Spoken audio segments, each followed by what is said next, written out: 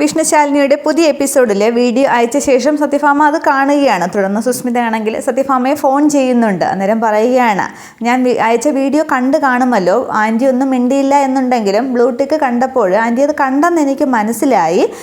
പിന്നെ ആശുപത്രിയിൽ നിന്നും വ്യാജ റിപ്പോർട്ട് സംഘടിപ്പിക്കുന്നവളാണ് സുസ്മിത എന്നല്ലേ പറഞ്ഞത്. ഇതും അതുപോലെ ഗ്രാഫിക്സ് തേങ്ങാക്കൊലയാണെന്നൊന്നും പറഞ്ഞേക്കരുത്. ആൻറ്റിയുടെ വാക്ക് ധിക്കരിച്ച് തന്നെയാണ് വിഷ്ണുവേട്ടൻ പോയിരിക്കുന്നത്. ശാലിനിയെ കാണരുത്, മിണ്ടരുത്, സംസാരിക്കരുത് എന്നൊക്കെയല്ലേ പറഞ്ഞിരിക്കുന്നത്. അമ്മയുടെ കല്ല് പിളർക്കുന്ന ആജ്ഞ, സത്യഭാമയുടെ ആജ്ഞ, അതിനൊരു പുല്ല് വിലയുമില്ല എന്നൊക്കെ പറഞ്ഞ് അങ്ങ് ഏഷണി ഏറ്റുകയാണ്.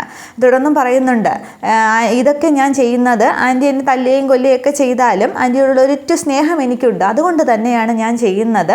അപ്പോൾ ആൻറ്റി നേരെ അവിടേക്ക് പോയാൽ ഇത് കൈയോടെ കള്ളത്തരങ്ങൾ പിടിക്കാം. അങ്ങനെ ആൻറ്റിയുടെ വാക്ക് ധിക്കരിച്ചവർക്ക് കാരണം പിളർക്കെ ഒന്ന് കൊടുക്കുകയാണ് വേണ്ടത്, അല്ലാതെ എൻ്റെ മണ്ടയ്ക്ക് കയറുകയല്ല വേണ്ടത് എന്നൊക്കെ പറഞ്ഞ് സുസ്മിത മാത്രമാണ് സംസാരിക്കുന്നത്. സത്യഭാമ ദേഷ്യത്തോടു കൂടി ഇതെല്ലാം കേട്ടുകൊണ്ടിരിക്കുകയാണ്. തുടർന്ന് അവസാനം ഭാമ പറയുന്നുണ്ട്, അങ്ങോട്ട് തന്നെയാടി ഞാൻ പോകുന്നത്, നീ പറഞ്ഞതൊക്കെ സത്യമാണ് എന്നുണ്ടെങ്കിൽ ഞാൻ എന്താ ചെയ്യുന്നതെന്ന് നീ കണ്ടോ എന്ന് പറഞ്ഞ് ദേഷ്യത്തോടെ ഫോൺ വയ്ക്കുകയാണ്. അന്നേരം ഓ ശരി ആൻറ്റി കാണാമെന്നും പറഞ്ഞ് സുസ്മിതയും കട്ട് ചെയ്യുന്നുണ്ട്. ഇതേസമയം കുടുംബശ്രീ വീട്ടിലെ ആഘോഷം അങ്ങ് തകൃതിയായിട്ട് നടക്കുകയാണ്. വിഷ്ണു അങ്ങ് കൊട്ടും പാട്ടവും ബേളവും ഒക്കെ ആയിട്ട് ഇരിക്കുമ്പോൾ ശാലിനി മതി വിഷ്ണുട്ടാ മതി എന്ന് പറയുമ്പോൾ നിർത്തടാ എന്ന് പറഞ്ഞിട്ട് എല്ലാവരോടും നിർത്താൻ പറയുകയാണ്. അന്നേരം എന്താ പറഞ്ഞോളൂ എന്ന് ഇങ്ങനെ വിഷ്ണു നിൽക്കുകയാണ്. വിഷ്ണുവാണെങ്കിൽ നിൽക്കാൻ വീഴാനൊക്കെ പോകുന്നുണ്ട്. അന്നേരം ശാലിനി പറയുകയാണ്, മതി കൊട്ടും പാട്ടവും ഒക്കെ ആയിട്ട് ചെവിക്കെല്ലാം തകർന്നു, മതി എന്ന് പറയുമ്പോൾ ആഘോഷ പരിപാടികളുടെ പകുതി പോലും ആയിട്ടില്ല, ഇനിയുണ്ട് എന്ന് പറഞ്ഞിട്ട് എടുക്കടാ കമല എന്ന് പറയുകയാണ്. അന്നേരം കമലിന എന്താണ് കിലുക്കുന്ന ആ കൊട ഇങ്ങനെ കാട്ടുമ്പോൾ അതല്ല മാല എടുക്കടാന്ന് പറയുകയാണ്. അന്നേരം കമലിൻ്റെ കയ്യിൽ ഇങ്ങനെ തൂക്കിയിട്ടിരിക്കുന്ന മാല വിഷ്ണുവിന് കൊടുക്കുകയാണ്. തുടർന്ന് വിഷ്ണു ആണെങ്കിൽ അതിങ്ങനെ ശാലിനിയെ ഇങ്ങോട്ട് ചേർത്ത് പിടിച്ച് നിർത്തിയിട്ട് ശാലിനിയുടെ കഴുത്തിലേക്ക് ഇട്ട് കൊടുക്കുകയാണ്. ശാലിനി വിഷ്ണു IASനുള്ള ആദ്യത്തെ സ്വീകരണം എന്ന് പറയുകയാണ്. അന്നേരം വിഷ്ണു ഏട്ടാ എന്നൊക്കെ ഇങ്ങനെ ശാലിനി വിളിക്കുന്നുണ്ട്. വിഷ്ണുവിനെ തന്നെ നോക്കുകയാണ്. അന്നേരം ഇനി നമുക്ക് ആഘോഷിക്കണമെന്ന് പറയുമ്പോൾ മതി എന്നൊക്കെ പറയുകയാണ്. അന്നേരം എനിക്കങ്ങോട്ട് തീരുന്നില്ലല്ലോ എന്ന് പറഞ്ഞിട്ട് വിഷ്ണു ആണെങ്കിലും ശാലിനി എടുത്തങ്ങ് പൊക്കുകയാണ്. അന്നേരം ശ്യാമയും പിന്നെ ശരിയൊക്കെ നോക്കിക്കൊണ്ട് നിൽക്കുകയാണ്. അവർക്കൊക്കെ അങ്ങ് സന്തോഷമാവുന്നുണ്ട്. ബാക്കി എല്ലാവരും വീണ്ടും ചുറ്റും നടന്ന് കളിക്കുകയാണ്. കമലിനൊക്കെ തകർത്ത് ഡാൻസ് കളിക്കുകയാണ്. ഈ സമയത്താണ് സത്യഭാമയുടെ വണ്ടി കുടുംബശ്രീയുടെ ആ മുറ്റത്തേക്ക് വരുന്നത്. അന്നേരം വണ്ടി ശാലിനി ആദ്യം കാണുന്നുണ്ട്. അന്നേരം വിഷ്ണുവേട്ടാ താഴെ ഇറക്ക് എന്നൊക്കെ പറയുമ്പോൾ ഇല്ല എന്നൊക്കെ പറയുകയാണ്. അന്നേരം ദേ സത്യാമ്മ വരുന്നു എന്ന് പറയുമ്പോൾ വന്നോട്ടെ ഞാൻ പറഞ്ഞോളാം, എൻ്റെ ഭാര്യ ശാലിനി IAS ആയെന്ന് ഞാൻ പറഞ്ഞോളാം എന്ന് പറയുമ്പോൾ ഇല്ല ദേ അങ്ങോട്ട് നോക്ക് സത്യാമ്മ എന്ന് പറയുമ്പോൾ വിഷ്ണു ഇങ്ങനെ പെട്ടെന്ന് തിരിയുമ്പോൾ സത്യഭാമ കാറിൽ നിന്ന് ഇറങ്ങുന്ന കാണുകയാണ്. ആകെ ദേഷ്യത്തോടു കൂടി ഇറങ്ങുന്ന ഭാമ കാണുമ്പോൾ ശാലിനി വിഷ്ണു ഇങ്ങനെ എടുത്ത് പൊക്കിക്കൊണ്ട് നിൽക്കുന്ന കാഴ്ചയാണ് കാണുന്നത്. അന്നേരം വിഷ്ണു അങ്ങ് വല്ലാതാവുകയാണ്. പേടിയും ഭയവും ഒക്കെ അങ്ങ് വരികയാണ്. തുടർന്ന് വിഷ്ണു ഇങ്ങനെ പതുക്കെ ശാലിനി അങ്ങ് താഴേക്ക് നിർത്തുകയാണ്. പക്ഷെ ബാക്കിയുള്ളവരാരും ഡാൻസ് ഒന്നും നിർത്തിയിട്ടില്ല. അവരെല്ലാവരും ഈ വിഷ്ണുവിനും ശാലിനിക്കും ചുറ്റും നടന്നങ്ങ് കളിക്കുകയും പാടുകയൊക്കെ ചെയ്യുകയാണ്. ശ്യാമേശ്വരിയും ഒക്കെ കാണുന്നുണ്ട്. തുടർന്ന് എല്ലാവരോടും ഇങ്ങനെ നിർത്താനായിട്ട് കൈകാട്ടി കാണിക്കുമ്പോൾ ബാക്കി കൊട്ടിക്കൊണ്ടിരുന്നവർ എല്ലാവരും ഒക്കെ നിർത്തുന്നുണ്ട്. പക്ഷെ കമല മാത്രം നിർത്തുന്നില്ല. തുടർന്ന് കമല ഒറ്റയ്ക്ക് അങ്ങ് ചുറ്റും കളിക്കുമ്പോൾ കമല പെട്ടെന്ന് തിരിഞ്ഞു നോക്കുമ്പോൾ സത്യവാങ്ങി ഇങ്ങനെ ദേഷ്യത്തോടെ നിൽക്കുന്ന കാണുകയാണ് ഭാമയെ. അന്നേരം അമ്മച്ചി വന്നോ, അമ്മച്ചി വാ തുള്ളാൻ എന്ന് പറഞ്ഞിട്ട് വീണ്ടും കളിക്കുകയാണ്. അന്നേരം വിഷ്ണു എല്ലാം നശിച്ചു എന്നുള്ള രീതിയിൽ ഇങ്ങനെ കണ്ണടച്ചങ്ങ് നിൽക്കുകയാണ്. അന്നേരം പെട്ടെന്ന് തിരിയുന്ന കമല അമ്മച്ചിയെ ഞാൻ എവിടെയോ കണ്ടിട്ടുണ്ടല്ലോ, സത്യാമ്മയെ പോലെ ഉണ്ടല്ലോ എന്ന് പറഞ്ഞിട്ട് വീണ്ടും കൊട്ടൊക്കെ ആയിട്ട് സത്യഭാമയുടെ അടുത്തേക്ക് ചെല്ലുകയാണ്.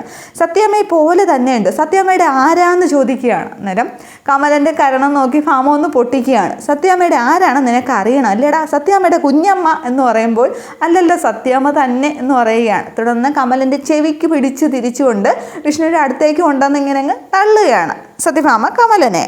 തുടർന്ന് ഭാമ വിഷ്ണുവിനായിട്ട് ചോദിക്കുകയാണ്, എന്താ ഇവിടെ നടക്കുന്നത്, ആരുടെ 16 അടിയന്തരമാണ് നടക്കുന്നത് എന്നിങ്ങനെ ചോദിക്കുമ്പോൾ എല്ലാവരും ഇങ്ങനെ പരസ്പരം നോക്കുകയാണ്. അന്നേരം ശാലിനിയാണെങ്കിൽ തല താഴ്ത്തി തന്നെ നിൽക്കുകയാണ്. തുടർന്ന് വിഷ്ണു എന്താടാന്ന് ചോദിക്കുമ്പോൾ ഭാമ വിഷ്ണുവിനോട് ചോദിക്കുമ്പോൾ വിഷ്ണു പെട്ടെന്നങ്ങ് ചിരിക്കുകയാണ്. എന്നിട്ട് പറയുന്നുണ്ട് അത് കമലന് കുഞ്ഞുണ്ടായി അതിൻ്റെ ആഘോഷമാണെന്ന്. അന്നേരം കമല ഇങ്ങനെ അന്തം വിട്ടിരിക്കുകയാണ്.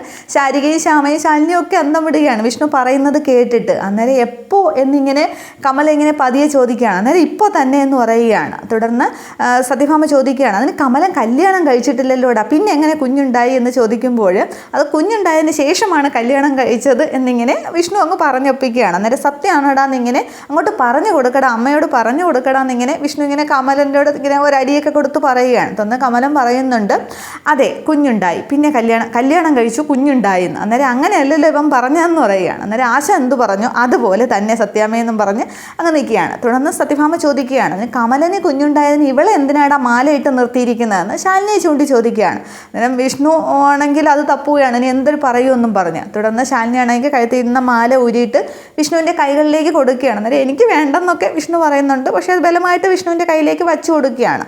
തുടർന്ന് പിന്നെ ഭാമ വീണ്ടും വിഷ്ണു പറയുന്നുണ്ട്, അത് കമലനൊരു നേർച്ച ഉണ്ടായിരുന്നു, കുഞ്ഞുണ്ടായാലും ഏട്ടത്തിയമ്മയെ മാല ഇട്ടേക്കാമെന്ന്. അന്നേരം അത് ഇവളാരാ, ചോറ്റാനിക്കരെ അമ്മയോ മാലയിട്ട് നിർത്താനായിട്ട് ഉരുളി കമഴ്ത്താനും ഒക്കെ ആയിട്ട് എന്നും പറഞ്ഞ് ശാലിനിയെ നോക്കി അങ്ങ് വഴക്ക് പറയുകയാണ്.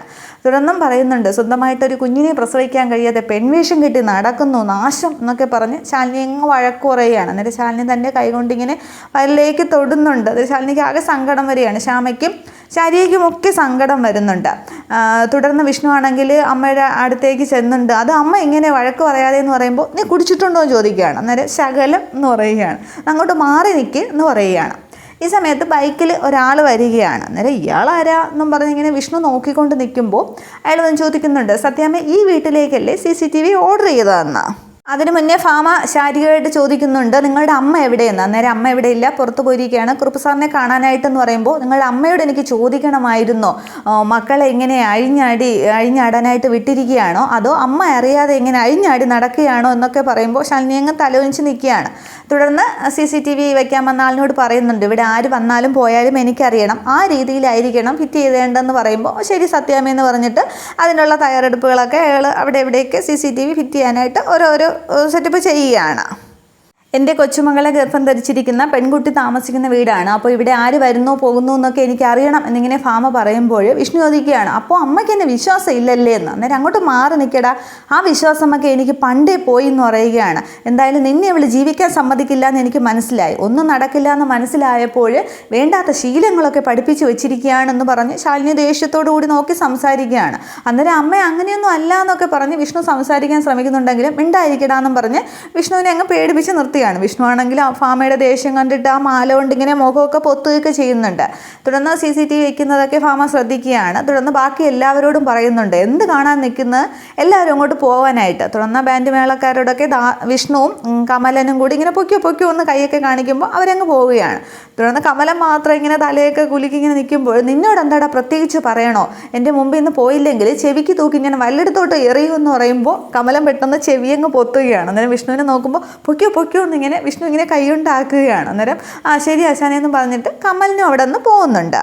തുടർന്ന് കുറച്ച് സമയത്തിന് ശേഷം എല്ലാവരും അങ്ങോട്ടും ഇങ്ങോട്ടുമൊക്കെ നോക്കിക്കൊണ്ടിരിക്കുന്നതാണ്. ആ സമയത്തിന് അകം CCTV എല്ലാം വെളിയിൽ മാത്രമേ വയ്ക്കുന്നുള്ളൂ, കയറുന്ന വാതിലിൻ്റെ അവിടെ 2 എണ്ണം. അത് കഴിയുമ്പോൾ ലാപ്ടോപ്പിലൊക്കെ കണക്ട് ചെയ്തതിന് ശേഷം അയാൾ വന്ന് പറയുന്നുണ്ട്, കണക്ഷൻ എല്ലാം കഴിഞ്ഞു, സത്യാമ്മയുടെ മൊബൈലുമായിട്ട് കണക്ട് ചെയ്താൽ ഇവിടുത്തെ വിഷ്വൽസ് എല്ലാം മൊബൈലിൽ കൂടി കാണാമെന്ന്. അന്നേരം ബില്ല് അയച്ചിരുന്നാൽ മതി, പേയ്മെൻറ്റ് ഞാൻ അയച്ചോളാം എന്ന് പറഞ്ഞിട്ട് അയാളെ പറഞ്ഞു വിടുകയാണ്.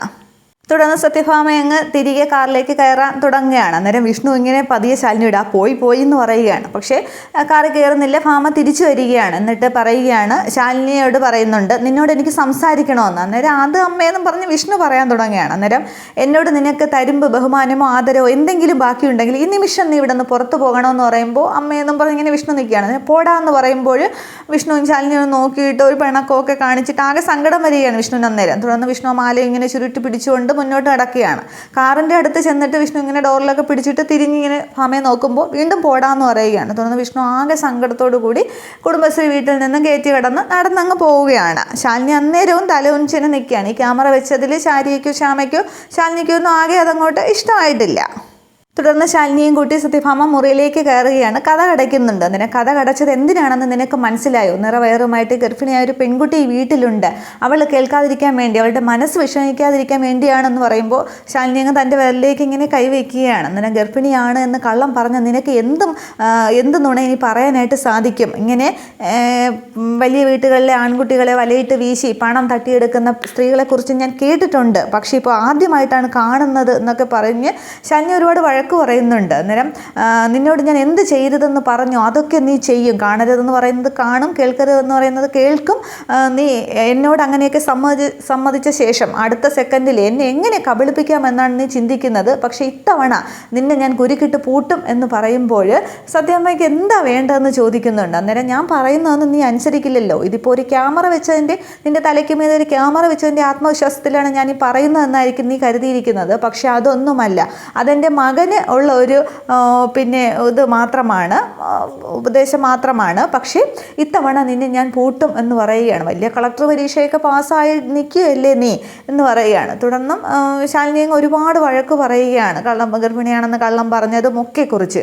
അന്നേരവും ശാലിനി ഇങ്ങനെ നോക്കി സത്യമ്മ പറയുന്നത് എന്തും ഞാൻ അക്ഷരം പ്രതി അനുസരിക്കാം എന്ന് പറയുകയാണ്. അന്നേരം നീ അനുസരിക്കും, ഇല്ലെങ്കിൽ നിന്നെക്കൊണ്ട് ഞാൻ അനുസരിപ്പിക്കും. ഞാനൊരു പ്രസവത്തിന് വേണ്ടിയിട്ട് നിൻ്റെ അനിയത്തി ഇവിടെ കൊണ്ടുവന്ന് ആക്കിയിട്ടില്ലേ, പക്ഷേ ചിലപ്പോൾ ഞാൻ അവളെ തിരിച്ചു വിളിച്ചുകൊണ്ട് പോകാനായിട്ട് വന്നില്ലെന്ന് വരും. നിനക്ക് കൂട്ടിന് വേണ്ടി അവളും കൂടി ഇരുന്നോട്ടെ. ഞാൻ ആണുങ്ങളാണ്, അവർക്ക് വേറെ ബന്ധമൊക്കെ കിട്ടും. സത്യഭാമയുടെ 2 മക്കൾക്കും മരുമക്കൾ ഇവിടെ നിന്നുള്ള അനിയത്തിയും ചേട്ടത്തിനുള്ള ബന്ധം വേണ്ട എന്ന് ഞാനങ്ങ് കരുതും. അവരെ കൊണ്ട് വേറെ കല്യാണം കഴിപ്പിക്കും എന്നൊക്കെ പറയുകയാണ്. അന്നേരം ശാലിനി ചോദിക്കുന്നുണ്ട്, സത്യമ്മ പറയുന്ന അക്ഷരം പ്രതി ഞാൻ അനുസരിക്കാമെന്ന്. അതേസമയം ശാരികയും ശ്യാമയും ഒക്കെ വെളിയിൽ വരാതെ ഇരിക്കുകയാണ്. അവർ കേൾക്കാന്ന് ആദ്യം ഉച്ചത്തിൽ സത്യഭാമ സൗണ്ട് എടുക്കുന്നുണ്ടെങ്കിലും പിന്നെ പതിയെയാണ് ശാലിനിയോട് മാത്രമായിട്ട് സംസാരിക്കുന്നത്.